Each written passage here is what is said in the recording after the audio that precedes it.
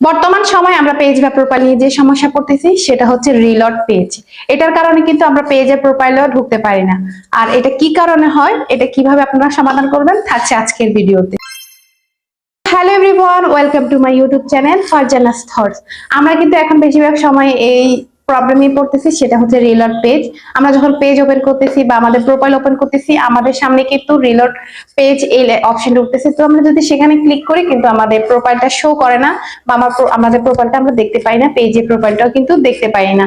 আর এটার কারণ হচ্ছে যে আমরা যখন পেজে বেশিরভাগ রিফ্রেশ করে থাকি, রিফ্রেশের কারণে হয়ে থাকে।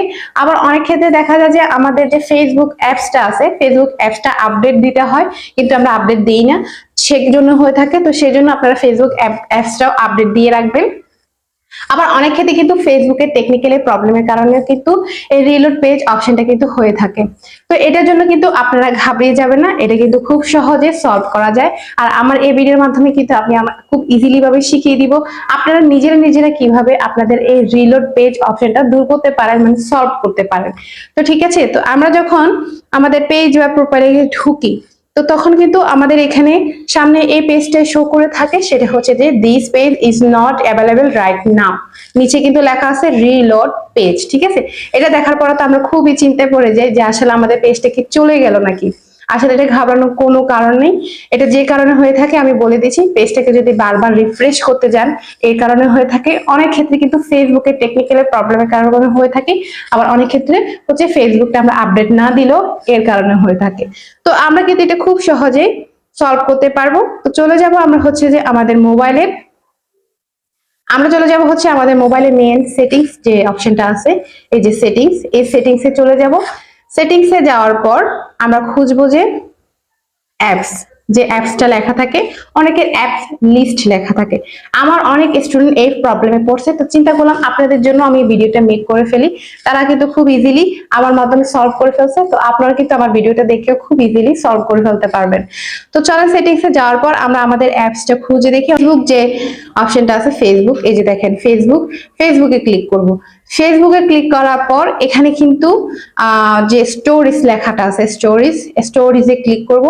স্টোরিজে ক্লিক করার পর এখানে কিন্তু দুইটা অপশন পাবেন, একটা হচ্ছে ক্লিয়ার ডাটা আর একটা হচ্ছে ক্লিয়ার ক্যাশেস। ঠিক আছে, সর্বপ্রথম আপনারা এই কাজটা করতে পারবেন, ক্লিয়ার ক্যাশেস বা ক্যাশেস যে অপশনটা আছে ওখানে ক্লিক করে দেখবেন।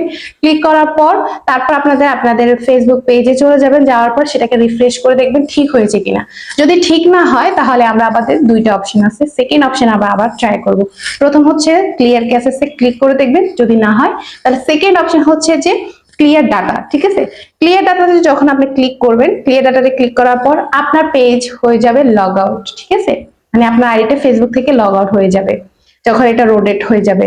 এরপর আপনি চলে যাবেন আপনার মেইন ফেসবুক অ্যাপসে। ওকে, এই ফেসবুক অ্যাপসে যখন আপনি টাচ করবেন তখন আপনার ইমেল আর পাসওয়ার্ড চাইবে। আপনাকে অবশ্যই আপনার ইমেল পাসওয়ার্ডটা জেনে রাখতে হবে তার আগে। ওকে, তো ইমেল আর পাসওয়ার্ড চাইলে সেখানে আপনি ইমেল আর পাসওয়ার্ড দিয়ে লগ ইন করবেন। আপনার কিন্তু আইডিটা সুন্দর মতো আবার লগ ইন হয়ে যাবে। আপনারা আইডি থেকে আবার পেজে সুইচ করে চলে যেতে পারবেন। এতে করে কিন্তু আপনাদের পেজ আইডি আবার আগের মতো ঠিক হয়ে যাবে।